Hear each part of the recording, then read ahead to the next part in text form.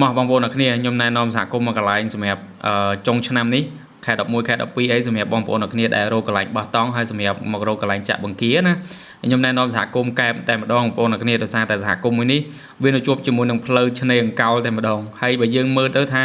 នៅក្នុងហ្នឹងក៏មានកញ្ចុះហើយមានស្ពានមានអីសម្រាប់បងប្អូនអ្នកគ្នាដើរសម្រាប់អង្គុយលេងសម្រាប់ចង់រឹងលេងសម្រាប់បោះតង់អីគឺមានមួយសេតតែម្ដងបងប្អូនគ្រាន់តែជួលទៅហើយបងប្អូនយកតង់យកអីមកគឺថារៀបចំបានមួយសេតតែម្ដងហើយកន្លែងនេះដោយសារចំណេញអីបងប្អូនអ្នកគ្នាមកឥឡូវបងប្អូនអ្នកគ្នាតាមដានវីដេអូតែម្ដង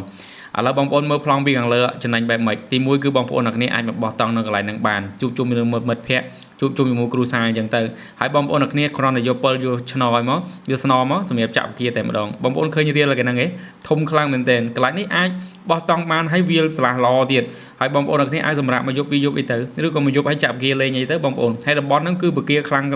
ងតែម្ដងដោយសារតំបន់នេះកន្លែងហ្នឹងខ្ញុំចាក់វិគាដែរបងប្អូនតែកន្លែងហ្នឹងវាផុកបន្តិចវាផុកច្រើនប៉ុន្តែបងប្អូនអាចចាក់វិគាបានអញ្ចឹងបងប្អូនមើលប្លង់លេងឲ្យទៅខ្ញុំសូប្លង់ឲ្យឪពុកមកបងប្អូននឹងទស្សនាមើលបន្តិចទៅថាសហគមន៍នេះបងប្អូនអ្នកគ្នាអាចមកលេងបាននៅចុងឆ្នាំហ្នឹងតែម្ដងឥឡូវនេះយើងឃើញថាយើងខែ6អីអញ្ចឹងយើងថាយ៉ាងយូរ5ទៅ6ខែទៀតកន្លះឆ្នាំបងប្អូនអ្នកគ្នាអាចថាសេវទុកឬក៏មើលប្លង់ទុកឲ្យឬក៏អាចមកមើលទៅប៉ុន្តែគាត់ថាឥឡូវនេះទឹកនាចខ្លាំងមែនទែននាចឡើងដាច់ប៉ាត់តែម្ដងហើយបងប្អូនអ្នកគ្នាពេលសួរថាចុះពេលទឹកនាចនឹងមានអីគេបងប្អូនថាប្រកាសហើយថាអ្នកនៅសមុទ្រទឹកនាចគេរកងាវរកក្តាមរកខ្យងរកងាវងាវក្រំសមុទ្រណាបងប្អូនហើយបើនិយាយវាថាក្តាមវិញនេះញាក់សាច់បងប្អូនហើយយើងឃើញកោះហើយបើនាចវិញបងប្អូននឹងនាចសឹងតែចិត្តដល់កោះទុនសាយនាចខ្លាំងមែនទែនបងប្អូនគ្នាហើយដោយសារតែខែនេះខែទឹកនាចអញ្ចឹងណាទឹកសមុទ្រគឺមាននាចមានចូលហើយកន្លែងគេស្អាតដែរបងប្អូនមានអានៀបសម្រាប់ដើរអញ្ចឹងទៅដល់កន្លែងកញ្ចុះមួយទៀតអញ្ចឹងណាហើយបងប្អូនអ្នកគ្នានិយាយថាបបោះតង់ចងរឹងអីមកអេមតែម្ដងហើយកន្លែងនេះចំណេញណាបងប្អូនគឺថាយើងជួលកន្លែងហ្នឹងយើងអាចមកលេងកន្លែងហ្នឹងទៅហើយយើងចុះទៅរកគ្រឿងសមុទ្រអីនៅក្បែរហ្នឹងបានបើនិយាយពីខែចាក់វិគាវិញកន្លែងនេះចំណេញស្ដោកតែម្ដងពួកឯតំបន់នេះដែលខ្ញុំចាក់វិគាបានច្រើនណាបងប្អូននេះដើរមកផុតព្រៃកងកាងហ្នឹងមកឃើញអ៊ំមួយនោះគេគាត់កំពុងកាយបងប្អូនគ្នាគេហៅរកកឈៀវរកអីអញ្ចឹងណាចាក់កឈៀវចាក់អីទៅហើយងាវក្តាមអញ្ចឹងទៅនេះបងប្អូនមើលអានោះសិតតែក្តាមបងប្អូនក្តាមអាគាមកកើមពេញហ្នឹងតែម្ដងនោះក្តាមនិយាយវារាប់រយក្តាមហាក្តាមនឹងលឿនខ្លាំងមែនទែនបងប្អូនថាចោះមិនចាប់អាក្តាមនេះយកមកស៊ីទៅអាហ្នឹងរត់លឿនណាបងប្អូនតែអាហ្នឹងក៏ឆ្ងាញ់មួយយ៉ាងដែរគ្រាន់ថាវាតូចវាមិនសូវធំដូចក្តាមសេះទេ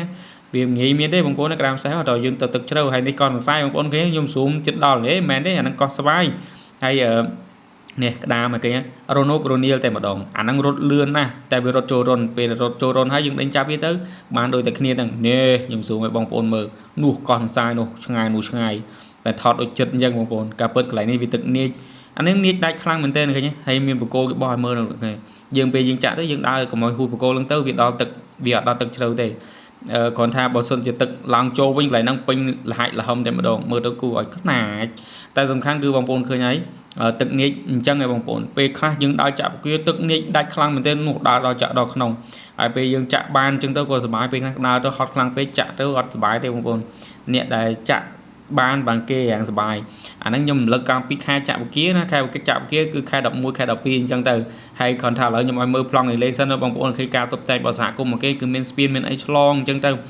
ដោយសារសហគមន៍មានច្រើនតែគ្រាន់ថាប្លង់នីមួយនៃការទុកសម្រាប់យើងក៏សម្រាប់កម្សាន្តនឹងមានផ្លែផ្សេងគ្នាអញ្ចឹងដែរ